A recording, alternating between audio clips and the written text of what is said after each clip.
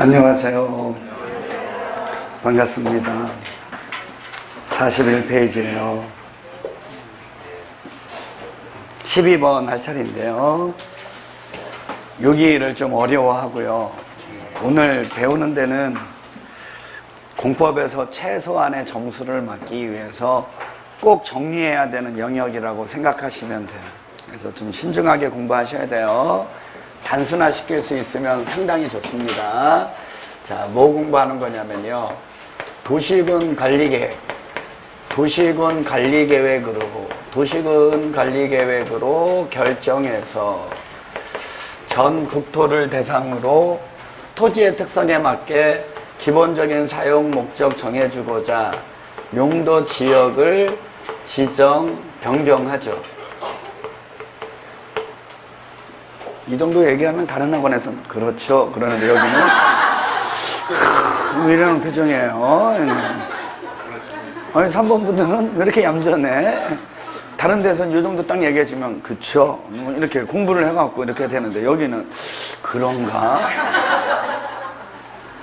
이분들 아주 표정이 아주 그래 혼자 한번 얘기해봐 들어보지 뭐 이런 표정이에요. 자, 용도지역이 지정 변경이 되면 언제부터 이력이 생기냐면 그쵸? 그렇죠.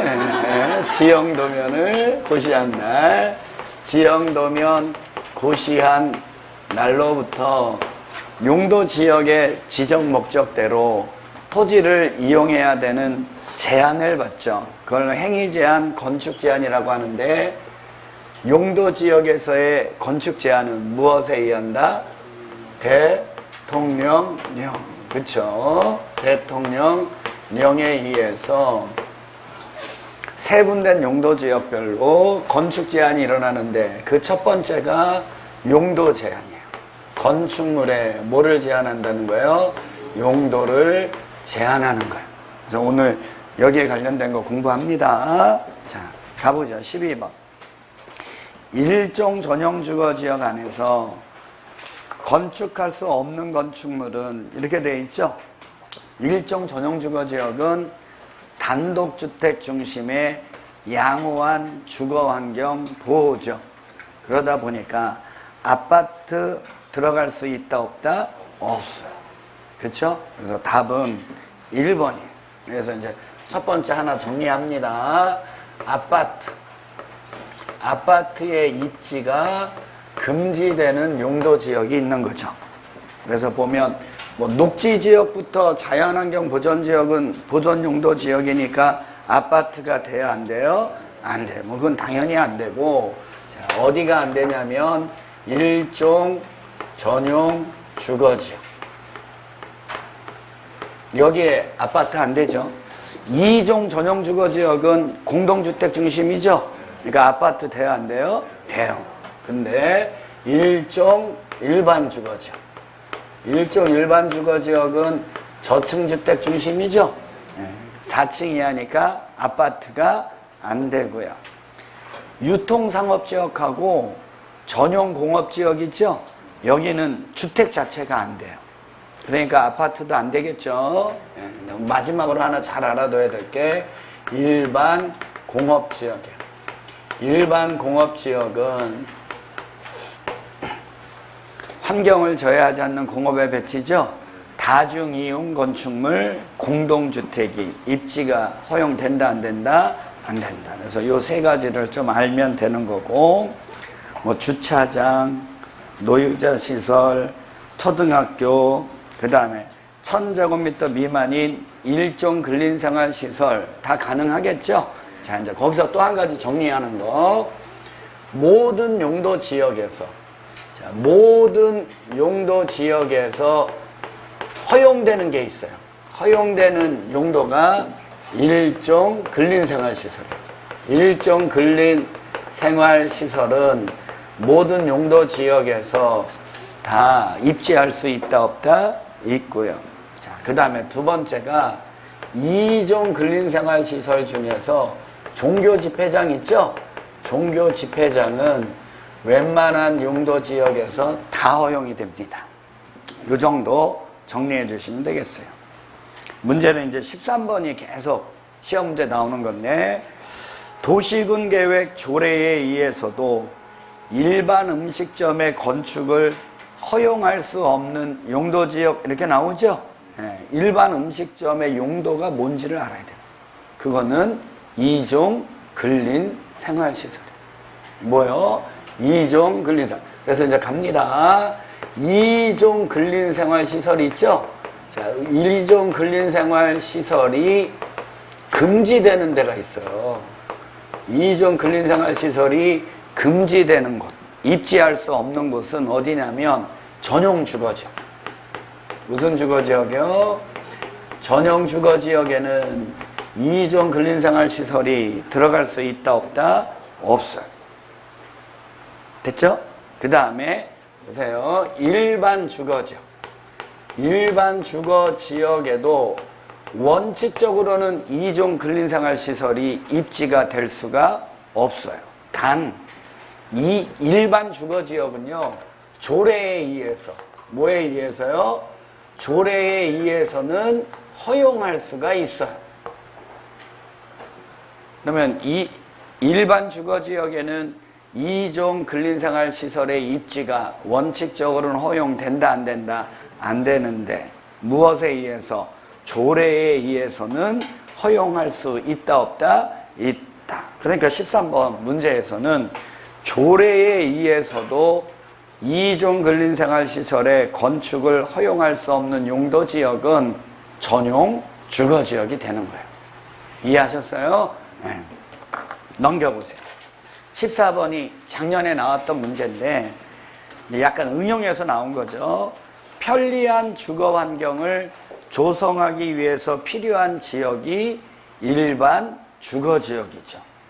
근데 여기에서 건축물은 몇 층 이하다? 4층 이하니까 1종 일반 주거지역이고, 조례는 고려한다, 고려하지 않는다?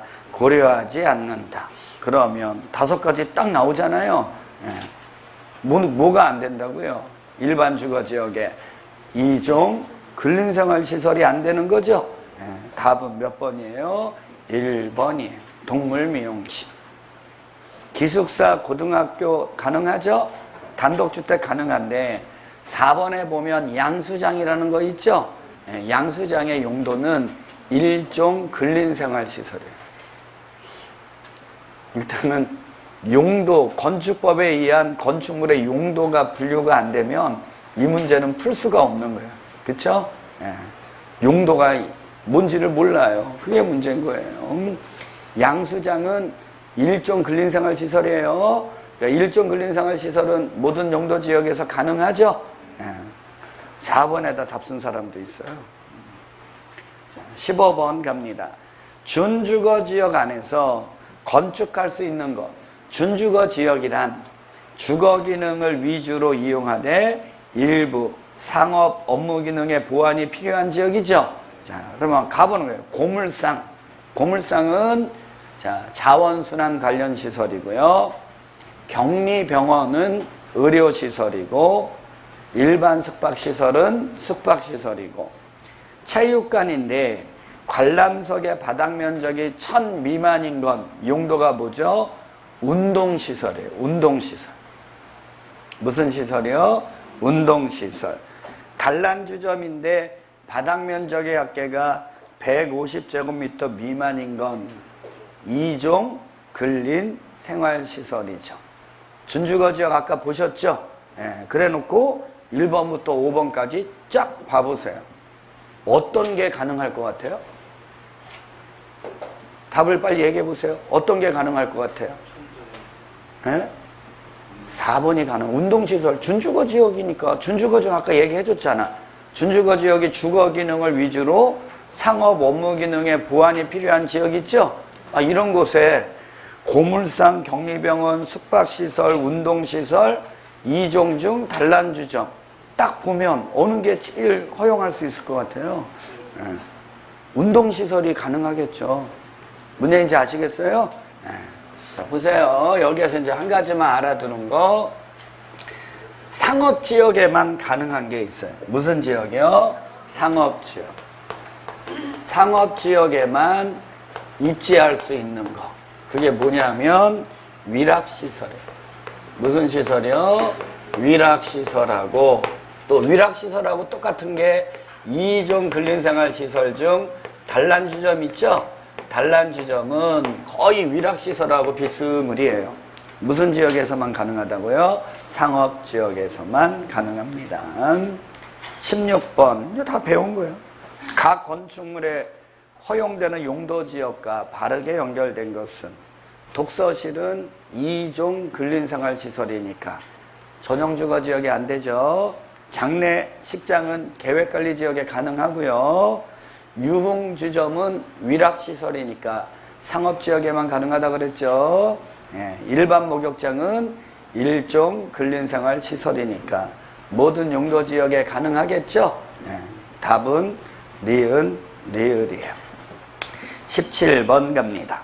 자연환경보전지역 안에서 건축할 수 있는 건축물은 단 조례는 제외된다 이렇게 돼 있죠. 그럼 두 가지만 지을 수 있어요.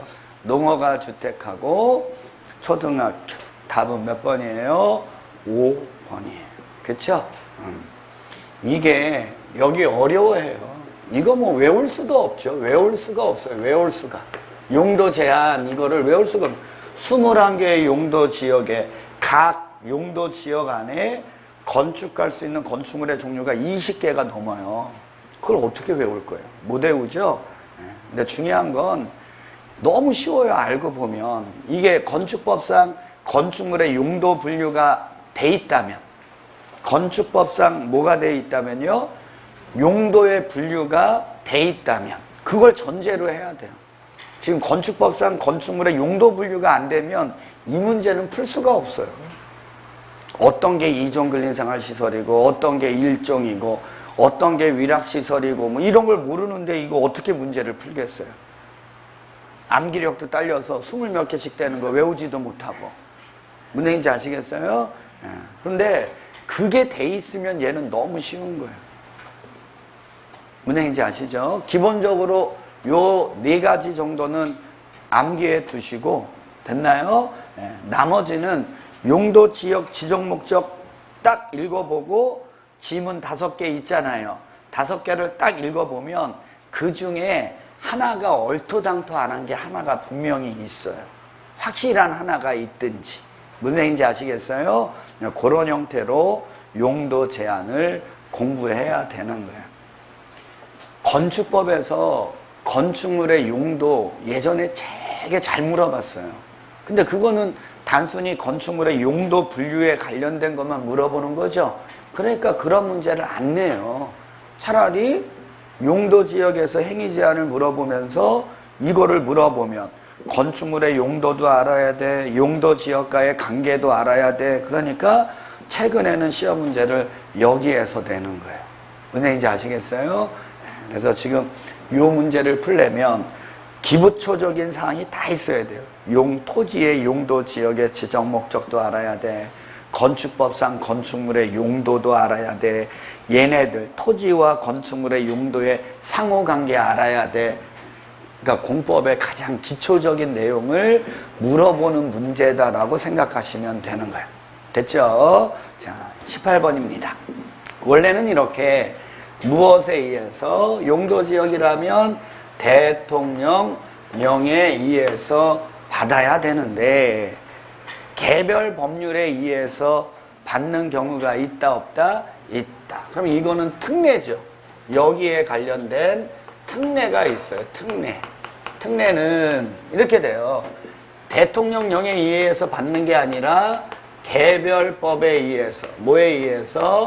개별법에 의해서 용도 제한을 받고, 또 나중에 보면 대통령령에 의해서 건폐율과 용적률 최대한도 규제를 하거든요. 그러니까 여기 개별법에 의해서 용도 제한을 받는다면 거기에 관련돼서도 개별적으로 건폐율과 용적률을 적용해줘야 돼, 안 해줘야 돼요?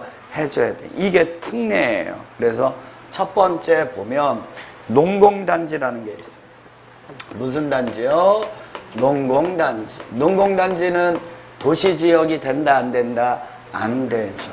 근데 이 농공단지는 농어촌 지역에서 농어민들의 생활을 지원하기 위해서 지정하는 거죠. 그러니까 용도 지역의 규제를 완화시켜줘야 된단 말이에요. 그래서 대통령령을 받을 수 없는데 농공단지라면 산업 지적 활성화 및 공장 설립에 관한 법률, 농어민들의 생활을 지원하는 거지 공장 설립하는 건 아니잖아요.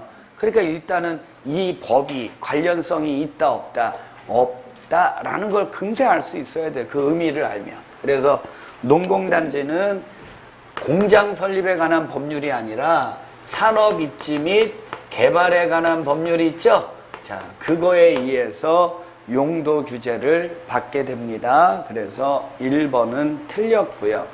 두 번째는 농림지역에, 원래 농림지역이면 대통령령에 의해서 받아야 되는데 우리 외웠죠? 농림지역 안에 농, 산, 초 이렇게 외웠죠. 농림지역 안에 농업진흥지역은 농지법, 보전산지는 산지관리법, 초지는 초지법. 그러면 니은번은 맞았고 디귿번은 틀렸죠. 그 다음에는 이제 자연환경 보전지역이죠. 자연환경 보전지역 안에, 자연환경 보전지역 안에 어떻게 외웠냐면 문자 수수해 이렇게 외웠어요. 문자 수수해. 그래서 첫 번째 나온 게 자연환경 보전지역 안에 상수원 보호구역이면 무슨 법? 수도법. 자연환경 보전지역 안에 지정문화재, 자연환경 보전지역이 보존하는 거죠. 그럼 여기 문화재를 뭐 하자는 거예요? 보존하자는 얘기지. 관광을 진흥하자. 말 돼요 안 돼요? 안 되죠. 그러면 지정문화재면 어느 법이에요? 문화재 보호법. 천연기념물과 그 보호구역도 뭐예요? 문화재 보호법. 그렇게 관련 법률 찾는 거 얘기하는 겁니다. 자, 19번 가보죠. 건폐율하고 용적률이에요. 자, 두 번째는 대통령령에 의해서 용도 제한하고 건폐율과 용적률의 최대 한도를 규제하는 거죠.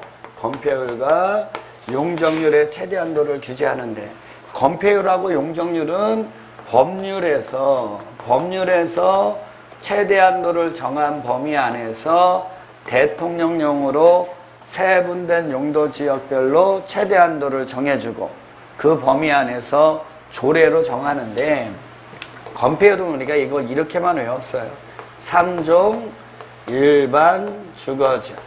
3종 일반 주거지역은 50, 준, 근, 실. 그렇게 외운 거고요. 그 다음에 계획관리지역은 얼마 외웠어요? 40. 이렇게 외우면 다 배운 거예요. 가보죠. 다음의 범위 안에서, 즉 법률의 최대 한도의 범위 안에서 대통령령이 정하는 기준에 따라 조례로 정한다. 법률의 최대 한도가 틀린 것은 주거지역은 70. 누가 찾아먹죠? 준주거지역. 상업지역은 90. 누가 찾아먹죠? 중심상업지역. 공업지역은 70. 녹지지역은 20. 계획관리지역은 40. 20번. 건폐율이 서로 다른 비율로 짝지어진 것은 1종 전용주거, 전용주거지역이니까 50. 3종 일반주거지역은 50. 1종, 2종 일반주거지역은 60. 준 7. 일반상업지역은 80. 근 7. 그러니까 틀린 거는 4번이죠. 자연녹지 20. 생산녹지 20. 21번입니다. 높은 지역부터 낮은 지역 순 일반상업지역 80. 근 2종 일반주거지역은 60. 3종 일반주거지역은 50. 22번. 이번에는 큰 용도지역부터 나열한 거. 전용주거지역은 50. 1종 일반주거지역이니까 60. 준 계획관리는 40. 그러면 디귿, 리은, 기역, 리을 되겠죠. 23번입니다. 낮은 거부터 높은 거.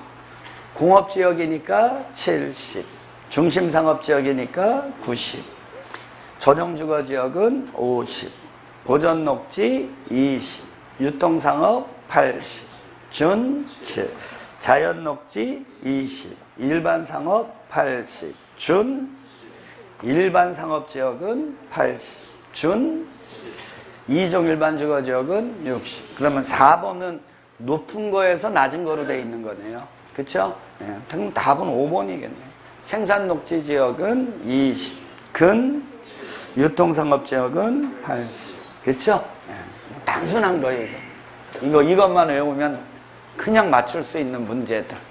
근데 난 아직 이거를 못 외웠습니다. 공부하세요. 공부해야죠. 이 기본적인 거 못 외우고 있으면서 자랑처럼 얘기하면 안 되죠. 이거를 못 외웠습니다. 그래서 나는 이 문제 풀려면 너무 어렵고 미치겠습니다. 공부 좀 하세요. 공부 좀. 됐어요. 이제 공법도 공부할 줄 알아야 돼요. 자, 이번에는 용적률이에요. 용적률은 우리가 어떻게 외웠냐면 이렇게 외웠죠. 일종 전용 주거지역은 100. 근린상업지역 외웠죠? 근린상업지역은 900. 그래서 우리가 수업 시간에 굴린상업지역 이렇게 공부했던 것 같고요. 그 다음에 전용공업지역 있죠? 전용공업지역은 300. 그 다음에 우리가 잘 알아둬야 되는 거 보전녹지지역. 보전녹지지역은 얼마죠? 80. 이거를 좀 잘 외워야 되고요. 계획관리지역은 얼마예요? 100입니다. 됐죠? 되게 쉬운 거예요. 가보죠. 2종 전용주거지역이니까 150. 유통상업지역이니까 1100. 일반 공업지역이니까 350. 보전녹지지역이니까 80. 중심상업지역이니까 얼마예요? 1500. 25번. 용적률의 최대 한도의 범위가 다르게 규정되어 있는 거. 보존관리 80, 생산관리 80, 계획관리 100. 이 답은 3번이죠. 농림지역은 80, 자연환경보전지역도 80. 용적률의 최대 한도가 높은 지역부터 낮은 지역으로 올바르게 나열한 거. 일반 공업지역이니까 350, 준주거지역이니까 500, 2종 일반 주거지역이니까 250, 농림지역은 80, 자연녹지지역이 얼마일까요? 100. 자연녹지지역은 일반적으로 100이죠? 근데 뭐만? 보전, 녹지지역만 80. 그래서 그거 외운 거잖아요. 그러면 제일 높은 건 준주거, 그 다음에 일반공업, 2종 일반주거, 자연녹지, 농림지역 이렇게 돼야죠? 답은 몇 번이에요? 3번. 27번입니다. 용도지역에 따른 건폐율과 용적률의 최대 한도를 순서대로 바르게 연결한 것은 주거지역은 70, 용적률의 최대 한도는 500이죠? 이걸 어디가 찾아 먹는다고요? 준주거지역. 상업지역은 90, 1500 이거죠? 어디가 찾아 먹는다고요? 중심. 녹지지역은 건폐율은 20, 용적률은 100. 그쵸? 네, 근데 보전 녹지지역은 80이라는 거죠. 그거를 잘 알면 되고, 계획관리지역은 40, 100. 맞죠? 자연환경보전지역은 건폐율은 20, 용적률은 80. 자, 원래는 요거를 적용받아야 되는데, 이거예요, 이거. 특례, 개별 적용되는 게 있다, 없다? 있다. 왜? 개별법에 의해서 용도 제한을 받는 거는 건폐율과 용적률도 어떻게 적용해야 돼요? 개별 적용해야 돼요. 갑니다. 이제 여기하고 관련된 건데, 자연취락지구라는 거 있죠? 자연취락지구는 잘 알아둬야 된다 그랬어요. 이거죠. 녹관농장, 녹지지역, 관리지역, 농림지역, 자연환경보전지역 안에 칠학을 정비하기 위한 거죠. 그러니까 얘는 용도지역의 규제를 완화하는 용도지구라 그랬죠. 그러니까 이거를 받을 수가 없는 거예요. 그래서 자연취락지구에서는 개별법에 의해서 용도 제한을 받습니다. 그 개별법이 어디냐면 국토의 계획 및 이용에 관한 법률이에요. 그래서 얘는 국계법 시행령 무엇에 의해서 대통령령에 의해서 용도 규제를 받아요. 근데 그 대통령령에 보면 일종 일반 주거지역 수준에서 용도 규제를 하고 있다라는 거 알면 되고요. 그러니까 여기에는 이거를 그대로 따를 수가 없죠. 그러니까 이런 거 지으려면 건폐율도 별도로 적용해줘야 돼, 안 해줘야 돼요? 해줘야 돼. 어느 지역 수준에서? 일종 일반 주거지역 수준에서. 몇 프로예요? 60%. 근데 보존 용도 있죠? 보존 용도에서는 뭐 빌딩 같은 거 짓는 거 아니잖아. 그러니까 보존 용도에서는 용적률을 완화해준다, 안 해준다? 안 해줘. 그래서 잘못된 게 1번이에요. 두 번째도 되게 중요한 지문인데 개발진흥지구입니다. 무슨 지구요?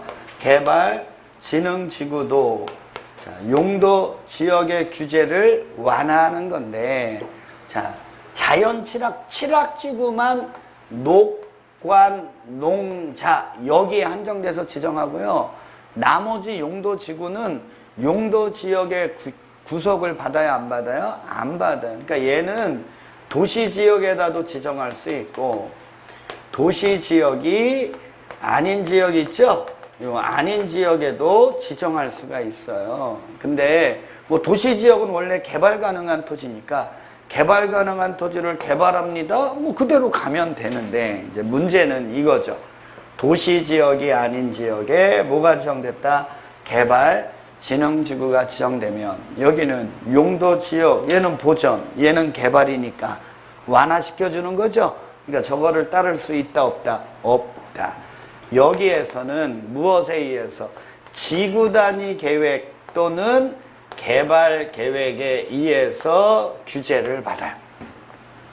용도 규제를. 근데 도시지역 외 지역에 개발진흥지구가 지정되잖아요. 그럼 얘는 어느 지역하고 똑같냐면 계획관리지역하고 똑같아요. 그러면 건폐율은 얼마죠? 40.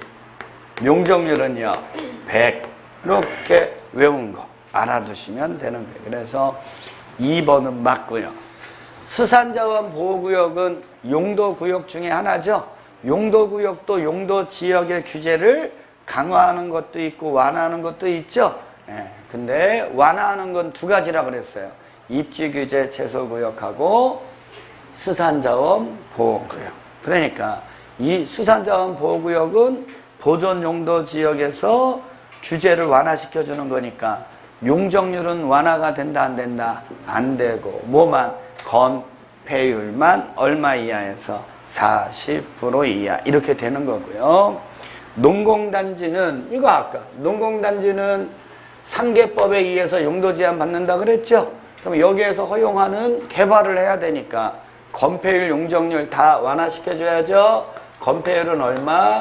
70. 용적률은 150% 이내에서 완화된다라는 거, 별도 적용한다는 거 알아두시면 되겠어요. 5번은 몰라도 되고요. 그쵸? 지금 여기 이 특례 같은 거 있죠? 이거 모르는 사람은요, 이거 공부할 수가 없어요. 만약에 나는 이거를 잘 몰라요. 그러면 이거부터 공부를 해야 돼. 그래야지 이게 무슨 관계인 줄을 아는 거지. 이것도 모르는데 이것까지 공부하려고 그러면요, 더 어려워요. 무슨 얘기인지 아시겠어요? 그러니까 내가 이거를 잘 모른다. 그러면 이거부터 공부하고. 이거 몰라도 되니까. 됐어요? 나 이거 안다. 그러면 얘가 왜 이렇게 나오는지를 알면 되는 거예요. 무슨 얘기인지 아시겠어요? 좋아요. 이번에는 29번입니다.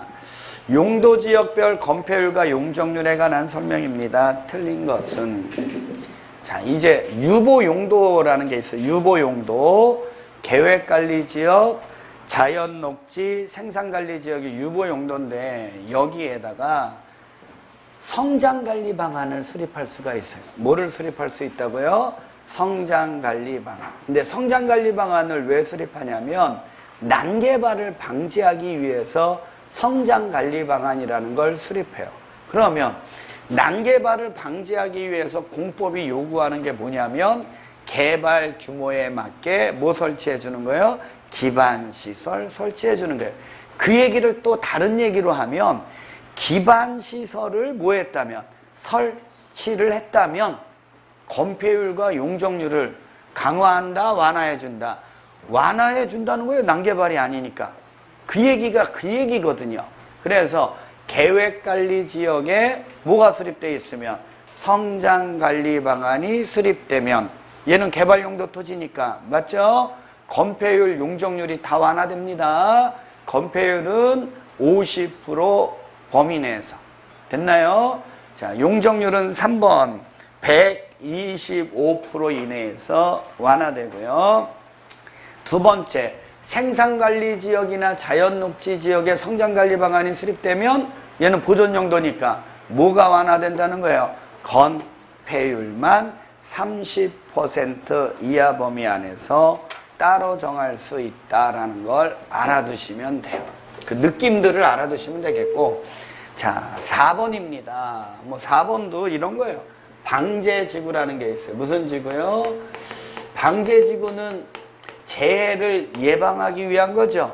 재해를 예방하기 위한 거예요. 그래서 얘는 뭐 도시지역에다도 지정될 수 있고 도시지역이 아닌 지역에다도 지정될 수 있는데, 자, 문제는 방제지구를 지정하려면요 반드시 재해 저감 대책, 재해 저감 대책이라는 걸 수립해야 돼요. 재해 저감 대책이 뭐예요? 재해를 줄일 수 있는 대책을 수립해서 방제지구를 지정해야 돼요. 그러면 이 재해 저감 대책에서 정하는 대로 재해를 예방하기 위한 시설을 설치한, 요거를 설치한 건축물이 있겠어요? 없겠어요? 있어요. 그러면 야, 얘는 재해를 예방하기 위한 시설을 설치한 건축물이야. 그러면 건폐율, 용적률을 강화한다, 완화해준다? 완화해 주겠죠. 그쵸? 근데 건폐율은 주로 어디에서? 보전 용도에서. 용적률은 어디에서? 개발 용도에서. 만약에 이러한 건축물이 이거를 설치한 이런 요건을 갖추고 있는 건축물이 녹지지역, 관리지역, 농림지역, 자연환경 보전지역에 이렇게 돼 있다면, 자, 건폐율을 완화해 준다고요? 용적률을 완화해 준다고요? 건폐율 150% 이내에서 완화시켜 주고요. 만약에 이게 주거지역, 상업지역, 무슨 지역, 공업지역에 이런 요건을 갖추면 건폐율 완화해 준다고요? 용적률 완화해 준다고요? 용적률을 완화해 줘요. 용적률 120% 이내에서 완화가 되는 거예요. 지금은 숫자가 틀린 거죠? 예? 숫자가 틀렸잖아요. 근데 사실은 문제가 나오면 그 숫자는 건들지 않을 거예요. 만약에 문제가 어렵게 나오면 어떻게 나올 거냐면 주거지역, 상업지역, 공업지역 있죠? 그거를 바꿔버려요. 뭐로요? 녹지지역, 관리지역, 농림지역, 자연환경 보전지역에서는 해당 용적률의 120% 이하 범위 안에서 완화시켜 줄 수 있습니다. 그럼 O라고요? X라고요? X. 그 느낌을 알아두는 게 중요한 거예요. 자, 다시 한번 가봐요. 이게 너무 뻔하게 공법에서 이거 완전히 공식이에요. 공식. 토지는 효율적으로 이용해야 된다. 맞죠? 따라서 개발 규모에 맞게 뭐 설치해줘라? 기반. 이게 공법의 가장 중요한 거라 그랬잖아요. 그러면 이 얘기를 뒤집어서 얘기하면 기반시설 같은 걸 뭐 했다면? 설치했다면 건폐율과 용적률은 뭐 해준다? 완화시켜. 똑같은 얘기예요. 됐어요? 근데 주로 보전 용도 지역에서는 뭐를 완화시켜주고 건폐율 중심으로 완화시켜주고 개발 용도 토지에서는 용적률을 완화시켜준다. 이해하셨어요? 그런 느낌들을 꼭 가지시면 이거 그렇게 굳이 이렇게 외워야 될 문제는 아닌 것 같아요. 제가 볼 때. 요 기본적인 요것만 외워두면. 다만 이제 그게 없는 사람들은 외워도 이게 무슨 얘기인지 몰라요. 무슨 얘기인지 아시겠어요? 29번 문제는 성장관리 방안 수립해서 완화되는 거, 그 다음에 지금 방제지구에 관련된 거는 작년에 개정이 된 거예요. 그래서 시험 문제 나오지는 않았어요. 근데 개정된 거니까 나올 수 있으니까 한번 공부해 보자라는 얘기예요. 5번은 우리가 공부한 거죠. 미지정지역이죠. 미지정지역은 어디 걸 따르라고요? 자연환경 보존. 그러니까 건폐율 최대한도 20, 용적률은요 80. 그쵸? 네, 그렇게 되는 거예요. 자, 이번에는 용도 지구입니다. 자, 이제 용도 지구인데 지워요. 요거를 이제 단순화만 시킬 수 있으면 여러분들이 이제 공부를 편안하게 하는 건데, 좀 전에 공부한 것도 사실은 지금 배우는 거하고 별 차이점이 없어요. 자, 가봅니다. 용도 지역이 지정이 되면 언제부터? 지형 도면이 고시된 날로부터. 대통령령에 의해서 뭐 받는다고요? 용도 제한받고. 그래서 이 용도 제한 문제가 나왔을 때 푸는 방식 설명해 드렸고, 그 다음에 건폐율하고 용적률에 무슨 한도를 규제한다? 최대 한도를 규제한다. 이렇게 배운 거예요. 기본적인 것만 외우면 얘는 너무 단순한 거예요. 그 정도 알아두시면 되겠고요. 갑니다. 이러한 용도 지역에 미비점을 모하기 위해서, 보완하기 위해서 도시군 관리계획으로 용도 지구라는 걸 지정하고 변경하죠. 자, 용도 지구는 왜 지정합니까? 물어보면 용도 지역의 미비점을 모하기 위해서, 보완하기 위해서 해요. 그쵸? 그래서 이 용도 지구는요, 용도 지역의 미비점을 보완하기 위해서 이 용도 지역의 제한을, 대통령령에 의한 제한을 강화하는 것도 있고요. 또는 뭐 하는 것도 있어요? 완화하는 것도 있어요. 완화해서 적용을 해요. 그래서 일반적으로 강화하는 게 많아요. 그래서 용도 지구 안에서의 규제는 똑같은 거예요. 이거를 이 범위 안에서 무엇으로? 조례로 강화해라. 이렇게 되는 거예요. 됐나요? 근데 용도 지역의 규제를 완화하는 거 있다 없다? 있다. 용도 지역의 규제를 완화하는 것은 이거를 조례로 강화하는 거는 가능해도 완화하는 건 된다 안 된다? 안 된다. 그걸 좀 전에 배운 거예요. 원래 이렇게 받아야 되는데 특례가 있었죠? 특례, 개별 법이나 개별 적용에 의해서 받는 경우가 있는 거죠. 그게 이거예요. 이거 용도 지구 좀 완화하는 거. 그래서 자연 칠학지구. 무슨 칠학지구요? 자연 칠학지구는 개별법에 의하는 거죠. 대통령령. 건폐율은 얼마라고요? 60. 용적률은 완화된다 안 된다? 안 되죠. 여기는 녹간농자에서 하는 거니까. 집단 칠학지구는 어느 법에 의해서? 개특법. 자, 갑니다. 도시지역 외의 지역에, 도시지역 외의 지역에 뭐가 지정되면? 개발, 진흥, 지구가 지정이 되면 무엇에 의해서 받으라고 그랬어요? 지구 단위 계획 또는 개발 계획. 여기는 건폐율은 얼마? 40. 용적률은 좀 전에 해준 거잖아요, 이거. 좀 전에 해준 거를요, 지금 얘네들의 상호관계 속에서 다시 한번 해주는 거예요. 여기에서 이거 나왔을 때 의미를 모르는 사람은 이거 외워, 또 이거 외워야 돼. 너무 힘들고 어렵잖아요. 근데 관계성이 이렇기 때문에 이게 이 얘기를 용도지역 중심으로 설명할 때는 개별법, 개별적용이라는 특례로 얘기하는 거고, 용도지구를 중심으로 해서 설명할 때는 강화하는 건 무엇에 의해서? 조례. 완화하는 건 따로 정한다. 이렇게 나온 거예요. 그거를 이렇게 표현하는 거고, 방제지구 아까 설명한 거 있죠? 방제지구도 원래는 뭐로 해야 되는데? 조례로 해야죠. 근데 재해 저감 대책에 의해서 뭐가 설치됐다면? 재해 예방 시설을 설치했다면 건폐율하고 용적률을 뭐 해준다는 거예요? 완화시켜 준다는 얘기예요. 무슨 얘기인지 아시겠어요? 그것만 잘 알아두시면 되는 거예요. 단 이제 이런 게 하나 있어요. 이제 뭐 여기는 다 끝난 거고, 이거 원래 용도지구에서는 조례에 의해서 규제를 받아야 되는데 고도지구라는 게 있어요. 무슨 지구요? 고도지구는 지금 현행법에는 최고고도지구, 최저고도지구 있죠? 근데 이제 바뀌어갖고 이제 고도지구 그러면 건축물 높이의 최고 한도만 규제하는 지구로 바뀌어버렸어요. 그래서 이제 세분되는 거 있다 없다? 없다. 근데 이 고도지구는 건축물의 높이를 규제하는 거잖아요. 여기 없잖아, 높이가. 그쵸? 그러니까 고도지구에서도 조례에 의해서 받아야 됩니다. 그러면 O예요, X예요? X예요. 그래서 고도지구에서의 높이는 무엇에 의한다? 도시군 관리계획. 용도지구는요, 이제 이것만 알면 돼요.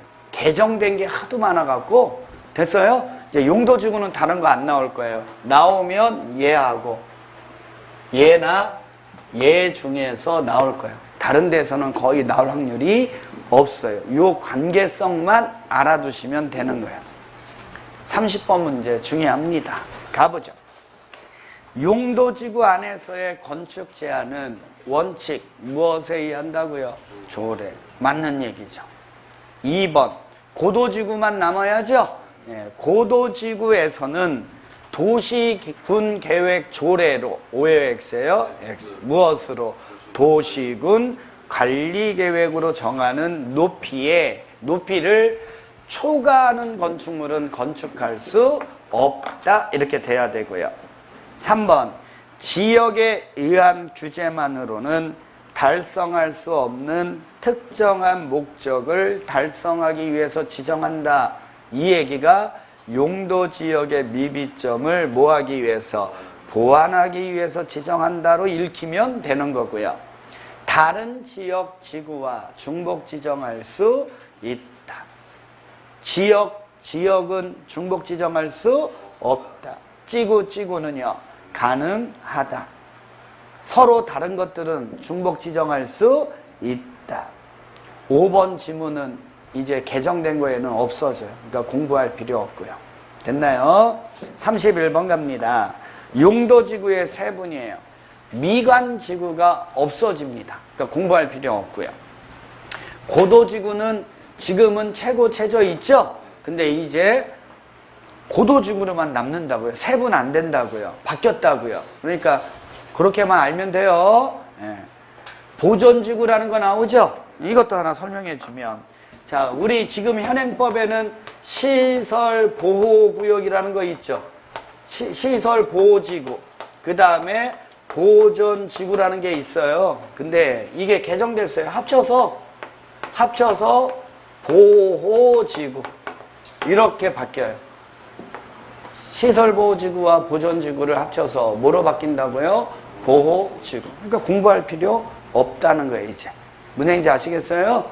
그 다음에 칠학지구는 잘 알아둬야죠. 자연칠학지구, 집단칠학지구. 잘 알아두시고.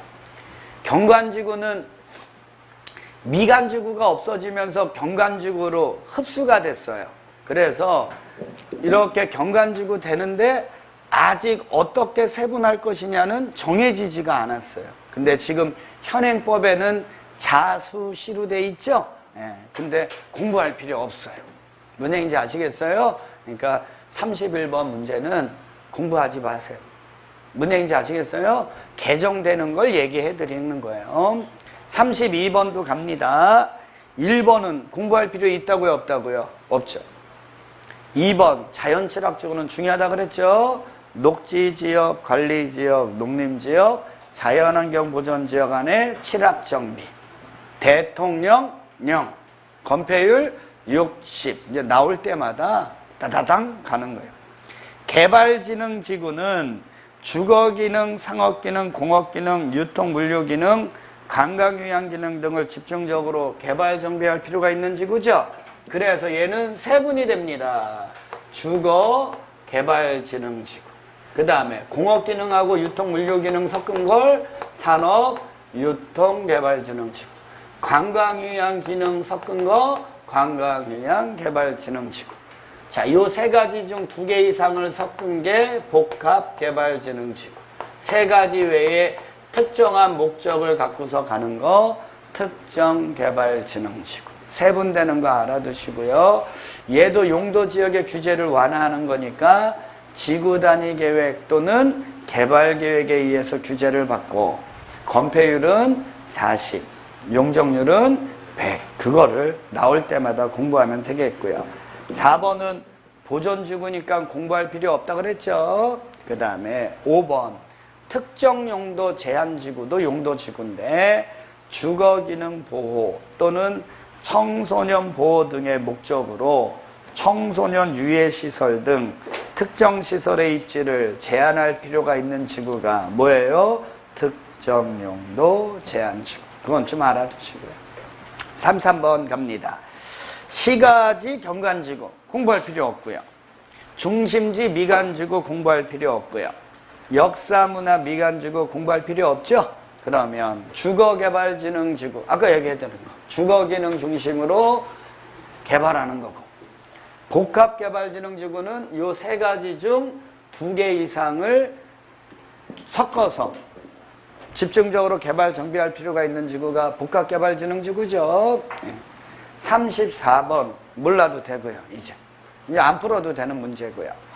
35번 이제 이런 문제가 중요한데 갑니다.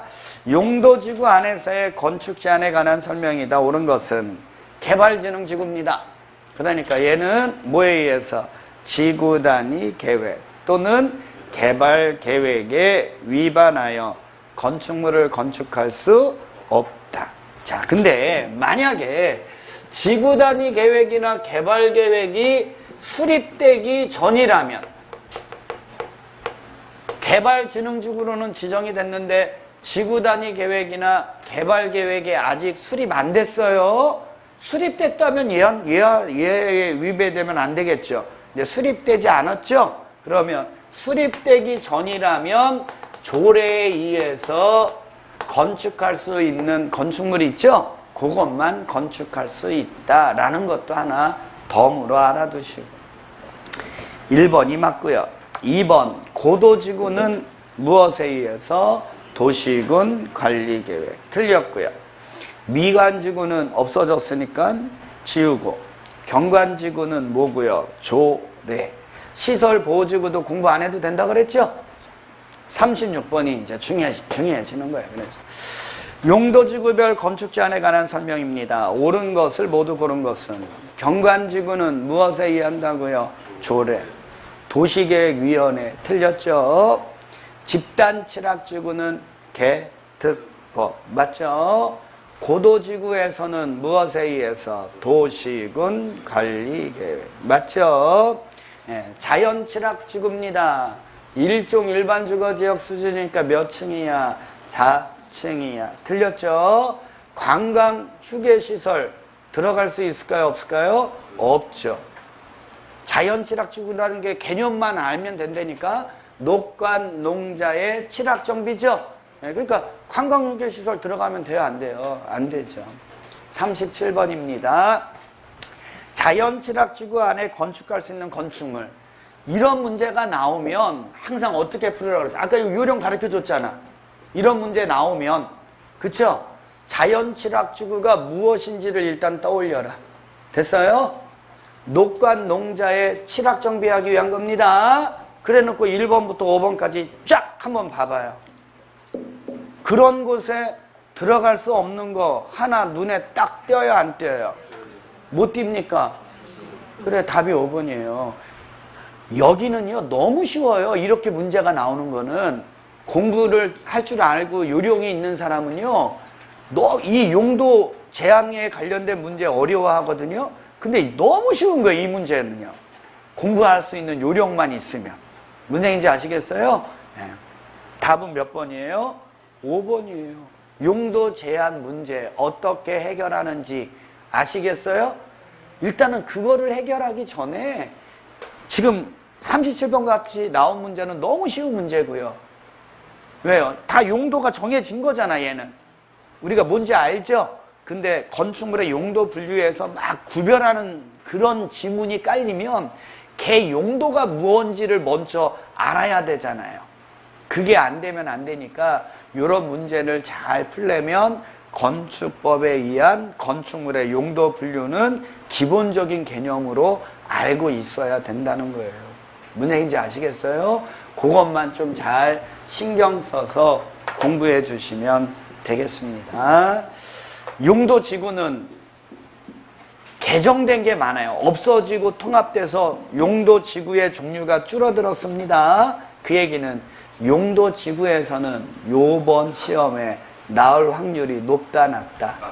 낮는데 행여 나온다라고 하면 여기에서만 나올 거예요. 여기, 여기, 여기. 그러니까 이 세 가지만 공부하면 되잖아요. 그렇죠? 근데 제가 볼 때는 나올 확률이 좀 그쵸? 그러니까 나는 용도지구 공부가 안 된 분 있죠? 용도지구는 포기하세요. 괜찮아요. 포기해도. 무슨 얘기인지 아시겠어요? 포기해도 돼요.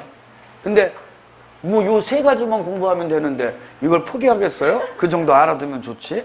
그래 안 그래요? 38번부터는 잠깐 쉬었다 하도록 하겠습니다.